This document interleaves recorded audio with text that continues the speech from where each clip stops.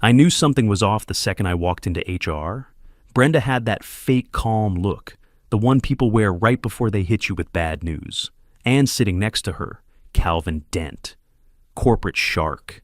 Tailored navy suit, silver cufflinks, not a speck of dust on him. He looked like a mannequin from some overpriced mall store. Never trusted him, not once. My name's Frank Mathis. I'm 48, divorced, father of 2 teenage boys, and for the past 9 years, I've been the head of regional operations at Dynaform Logistics. This was a regular Wednesday. I'd just gotten off the phone with a major client about renewing their multi-year freight contract. Things were solid, or so I thought. Brenda gestured for me to sit. Calvin didn't say a word, just leaned forward and slid a paper across the table. No greeting, no small talk. Like I was getting written up for being late to homeroom or something. I picked it up.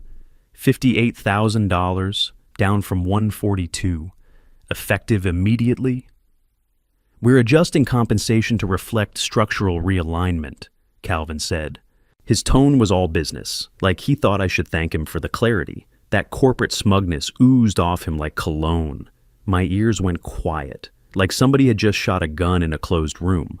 I saw his mouth moving, but I didn't hear half of it. My blood was pounding way too loud. I forced a nod. I'll need a day to consider. I stood, shook their hands like some idiot clinging to professionalism, then walked out without another word. No yelling, no drama. Just a sick, empty feeling crawling up my throat. Quick note.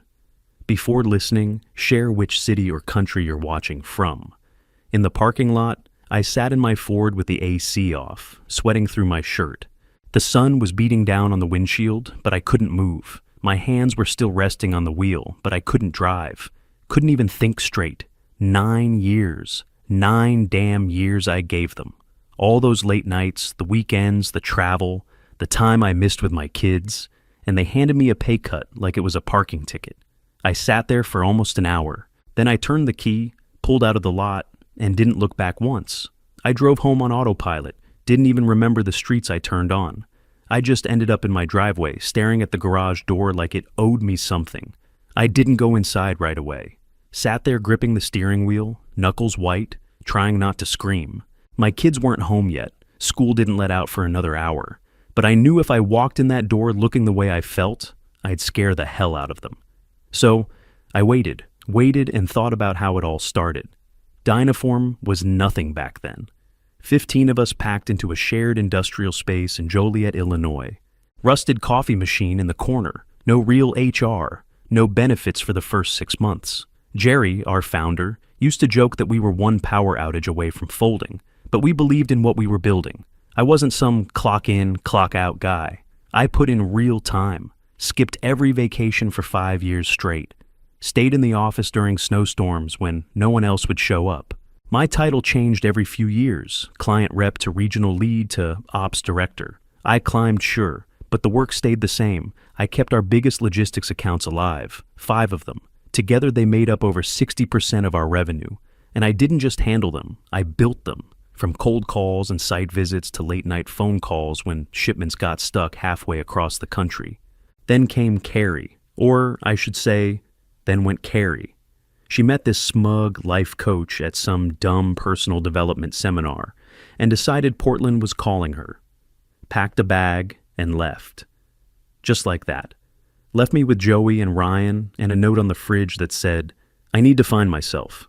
So no, the job wasn't just a job anymore. It was everything. It was my health insurance, my stability, my proof I hadn't completely lost control of my life. And then Jerry sold us out. Global resources, he said. More tools, better reach. Sure, Jerry. You also walked with $2.8 million in cash and never looked back. My shares? Got revalued and shoved into a new vesting schedule. 4 more years before I saw a cent. I should have known then. Classic bait and switch. Once Transglide Holdings came in, the chopping block started spinning fast. First it was the junior guys, then admin, then my assistant, Laurel, who'd been with me for 6 years and could juggle 5 client schedules blindfolded. They cut her for redundancy, then made me absorb her work on top of my own. Then they gutted middle management. I had 3 direct reports. Suddenly, I was the only one standing. And somehow, that made me the problem. Calvin started slipping phrases like agility and nimbleness into every meeting, like I was some dinosaur clinging to outdated ways. You know what I was clinging to? Results. My clients didn't care about efficiency. They wanted trucks to show up on time and shipments to clear customs without delay. They wanted a phone number they could call when things went sideways, and that number was mine. But that didn't matter anymore, because this wasn't about efficiency. It was a purge. They didn't want my clients. They wanted my absence. The minute they handed me that $58,000 insult, I knew exactly what this was. They didn't have the balls to fire me outright. Too messy. Might spook the clients, so they hit me with a cut so deep I'd have to walk away on my own. Less severance, less liability. It was clean, cold, calculated. And I swear to God, the worst part wasn't the money. It was realizing that all those years I thought I was building something, that I was part of a team, that I mattered, was just a story I told myself to make. The long nights and missed holidays feel worth it. I was still gripping the steering wheel like it was the last solid thing in my life. Mortgage was due next week. Joey's orthodontist had just sent a second notice. Electric bill sitting on the kitchen counter. I had maybe 2 months worth of savings, 3 if I started skipping meals. I leaned my head back, shut my eyes, and tried to breathe through the panic. Then my phone buzzed. Unknown number. For a second, I thought about letting it go. Last thing I needed was another scam call or some recruiter trying to sell me a gig in the middle of nowhere for $40,000 and a promise. But something made me swipe. Hello? Hey, Frank. It's Cam Torres. You remember me? I sat up. Yeah, Cam, of course. He'd worked sales out of our Denver branch back in the day. Slick, fast-talking guy with a brain for numbers. I always liked him. We worked together before I jumped ship to Redline, he said, like I needed reminding. Been trying to reach you on LinkedIn. You still checking that? I hadn't touched LinkedIn in months. Probably still had the old profile photo with the Dynaform logo cropped in the corner.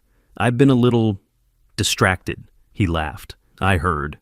Words getting around my stomach twisted. He didn't pause long. Look, Frank, we're expanding fast. Real fast. And I told my VP you were the one keeping Dynaform's top clients from jumping ship.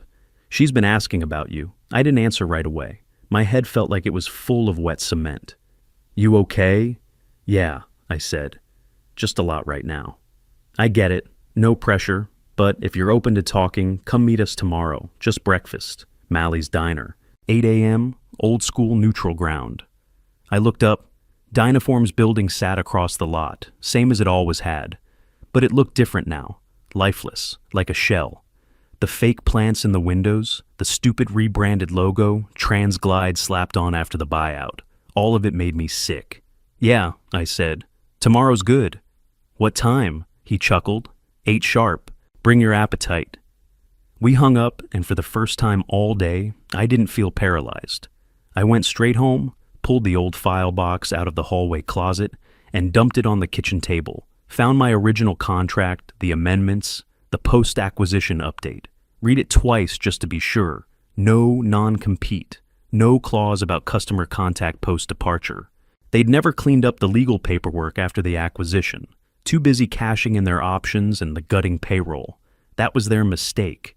I sat there for hours, flipping pages, reading between every line. If Cam was serious, and I had no reason to think he wasn't, I needed to be ready, not hopeful, not desperate, ready. I made a list. Clients I'd built, contacts I'd kept off company servers, vulnerabilities. I knew Dynaform couldn't patch because I'd warned them about it a dozen times and they'd never listened. This wasn't about jumping ship. This was about leverage, and for once, it was mine. I pulled into Mally's 15 minutes early, parked around the side, and sat there watching the front window. Classic truck stop diner. Smelled like burnt bacon and strong coffee even from the parking lot. Inside, it was the usual crowd. Truckers, old guys flipping through newspapers. A waitress named Cheryl who'd worked there since forever. Cam was already in a booth near the back. He wasn't alone. He stood when I walked in. Frank, you remember how to get here, huh? The woman across from him stood too. Slim black blazer, dark jeans, no jewelry except a watch. Confident, clean. Didn't waste time on extras. This is Lisa Avery, Cam said, Vice President of Partnerships. She shook my hand firm and fast. Cam tells me you're the reason Dynaform has been so damn hard to chip into. I slid into the booth across from them. I've been called worse. She cracked a smile, just barely. So, tell me what happened. I didn't hold back. Gave them the whole mess. The buyout. The gutting. My assistant getting cut. The 60% slap in the face. And how they were about to start offshoring client services without telling the clients a damn thing. Cam kept nodding like he already knew most of it. Lisa didn't flinch once. Just listened. No notebook. No fake sympathy. She looked like someone who'd seen corporate bloodbaths before. When I finished, she tapped a folder and slid it across the table. Here's what I came to offer. I opened it. Director of Regional Growth, $155K base, 20% performance bonus, full benefits, no relocation, $25K signing bonus if I started within 10 days. I stared at the number. My throat went dry. Why me? I asked. Lisa leaned in slightly.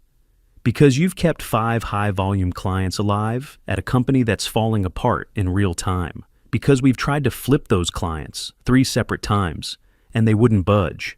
And because Cam says you're the only reason Dynaform still has a Midwest footprint. I blinked. Close the folder. What's your expectation if I come on board? No miracles, Lisa said. But I want you in front of our next 10 prospects by Q2. And I want your mind on our largest churn risks. You've lived the battlefield. I don't need another executive with a LinkedIn hobby. I need someone who knows how to move freight and keep clients from panicking at 3 a.m. I looked at Cam. He gave me a small nod like, this is real, man. That folder wasn't bait. It was respect. The kind I hadn't felt in years. I sat back. I'll give you a final answer in 24 hours. Lisa didn't push. That's fine. But I need to be clear. This is a one-window opportunity. If you say no, we move on. I understand. We shook hands again. Hers was colder this time. Business mode. Cam added, text me if anything changes. We'll keep the door warm. I stepped out into the morning light, folder tucked under my arm, coffee still untouched. And for the first time in a long damn time, I felt something close to steady. I walked into Dynaform the next morning, in my usual polo and slacks. Nothing flashy, nothing to tip them off. Just my work badge, a folder under my arm, and one hell of a calm face. Calvin and Brenda were already in the conference room, sipping coffee like they were about to hand out a promotion. Frank, Calvin said, all fake chipper, have you decided to accept our generous offer? I sat down, didn't even bother opening my folder. Got a couple quick questions first. He leaned back, smiling like he owned the building. Go ahead. Who's taking over the Midwest Consolidated account? He blinked. And who's handling the CenturyLink reroute in October? Brenda shifted in her seat. Calvin waved it off. We'll redistribute. The structure is leaner now. You won't be burdened with those accounts. I leaned in. Is it true you're outsourcing client ops overseas?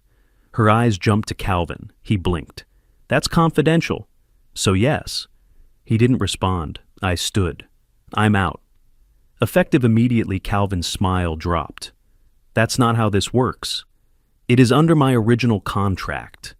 1 week notice or none at all in the case of a major pay reduction, which this is. Brenda opened her mouth. I raised a hand. Save it. I've already accepted another offer. Calvin narrowed his eyes. Where? Redline.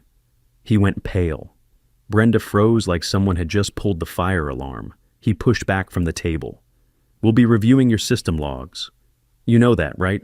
Any sign of data breach, we'll pursue legal action. Go ahead, I said. I took nothing. But those clients? That trust? That's mine? Brenda glanced between us like she was watching a car crash. I tucked the folder under my arm and walked to the door, paused with my hand on the knob. You could have just been honest, I said without turning. You wanted me gone. You just didn't have the guts to say it. Calvin didn't answer. I stepped out, walked past the front desk, past the break room, past the wall of fake awards from 5 years ago. Every step felt lighter. I didn't look back. I didn't even make it to my desk before they showed up. Tommy leaned on the edge of my cubicle like he already knew. Rage stood next to him, arms crossed. Devin was a few steps back, quiet but wide-eyed. It true? Tommy asked. You're leaving? I nodded once. Check your inbox in an hour, all of you. No point making a scene, no speeches, just facts. I grabbed a cardboard storage box from under my desk, tossed in a few files I'd kept on paper, backup notes on client workflows, nothing proprietary, couple pictures of the boys from a warehouse visit, and the chipped white mug Laurel had given me years ago, the one that said "The Fixer" in black bold letters. Security showed up before I was even done packing. Clipboard guy in a tucked-in polo, trying not to make eye contact. "Standard protocol for high-level departures," he said like it was nothing personal. But it was. They walked me out like I was holding stolen diamonds in my sock. I didn't say goodbye to anyone, didn't shake hands, just kept walking. That afternoon, I made 3 calls. First one went to Cam. "Hey," I said, "I'm in." "No hesitation?" he asked. "None." "Send the paperwork." "Done." Next call, Jerry. He picked up on the second ring. "Frank, you sold us out, man." Silence. I kept going. "You walked with your payday, and they gutted everything we built." "And you know what they offered me? A 60% cut and a smile." Jerry let out a long sigh. "I didn't know it was that bad." "I'll call the board. You're late," I said, and hung up. Third call was to Adam Lutz, COO at Midwest Consolidated. He answered like always, straight to the point. "Frank, just wanted you to hear it from me. I'm no longer with Dynaform." That made him pause. "Where you headed?" "Redline." Another pause, then a low whistle. "Well, that changes things." It did. I didn't cold call anyone, didn't fish for sympathy or start a smear campaign. I just logged off and moved on. But over the next week, the inbox started lighting up. First, it was CenturyLink. Their rep emailed me at my personal address asking who their new contact was and why no one from Dynaform had reached out. Then Midwest Consolidated looped in 4 execs to a single thread and demanded a call with someone who actually knows the operation. Then 3 more clients. No gossip, no finger pointing, just questions, legit questions. "Where's Frank? Who's handling our account? Why weren't we told? Can we get the same level of service?" By the end of the month, 2 of them made the jump. One signed a short-term trial contract with Redline. The other flat out terminated their renewal clause with Dynaform and sent over a letter of intent. I didn't even have to pitch them. I just kept my phone on and answered when it rang. The first shot came in 3 days after the second client moved. Redline's legal forwarded me an email from Dynaform, signed by Calvin himself. Long-winded, loaded with accusations. Claimed I'd removed proprietary client data and violated post-employment confidentiality. Basically said I'd stolen their book of business. Lisa looped me in immediately. "You touch anything after you left?" she asked. "Not a damn thing," I said. "Didn't even take a stapler." "Good. Our legal team's got..." This Cam jumped on the next call, all fired up. "Let's bury the bastard." And we did. Redline's lawyers pulled system logs, badge scans, time-stamped emails. Built a clean, airtight timeline, proving I hadn't accessed anything after walking out that door. It wasn't just overkill, it was precision. They sent it to Dynaform's legal with a smiley little footnote. "Any further defamation attempts will be met with legal response." After that, silence. Then came Jerry. I didn't expect him to actually follow through, but to his credit, the man flew in, showed up at the regional office and called a full leadership review. Word traveled fast. I didn't have to ask questions. One of my old contacts in accounting texted me, "Calvin's toast." A week later, it was official. Calvin was pursuing new opportunities, which is corporate speak, for he got canned so hard they probably changed the locks. Brenda didn't last much longer. They said it was HR realignment, but let's be honest, she got dragged under with him. Dynaform also reversed course on the overseas transition. Quietly, of course, no big announcement, but suddenly ops leads were being offered retention bonuses, pay bumps, stability initiatives. Too little, way too late. Most of the good people were already gone. The ones who stayed, distrust was baked in. They were just waiting for a decent exit ramp. Meanwhile, over at Redline, I got to work. Cam gave me full autonomy to build my own team. First hires were easy, Tommy and Raj. They didn't even ask for the offer details, just said, "When do we start?" Devin stayed behind. His wife had just landed a solid position at Dynaform HQ, and I respected that. I told him the door was always open. We hit the ground fast. I gave Tommy the CenturyLink account and let Raj take lead on Midwest. Within 2 months, we had 3 new accounts in the pipeline and solid footing with the 2 we'd already pulled over. No tricks, no poaching, no desperation. We just showed up, answered the phone, and delivered what we said we would. Trust did the rest. 3 years went by fast. I was sitting in my corner office at Redline, window view, real desk, no fake plants, when it hit me. I wasn't surviving anymore. I was living. They made me VP of Strategic Logistics last year. I've got a team of 18 now. Most of them came from places just like I did. Burned out, overlooked, tired of being told they were replaceable. Not anymore. I run my schedule, 2 days in office, 3 at home, no micromanaging, no forced smiles and pointless meetings. Just work that matters and people who actually give a damn. I'm home for dinner most nights. I coached my youngest soccer team last spring. First time I ever had the bandwidth to do something like that.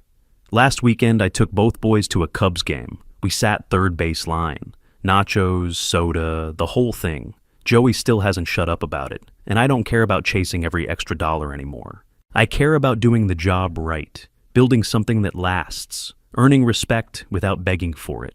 That's the difference. I ran into Jerry at a trade show last fall. Same gray hair, same quick smile. He walked up, shook my hand like nothing had happened. "I should have fought harder for you," he said. "You built that client engine." I looked him in the eye and smiled. We all make choices. That was it. No hard feelings, just truth.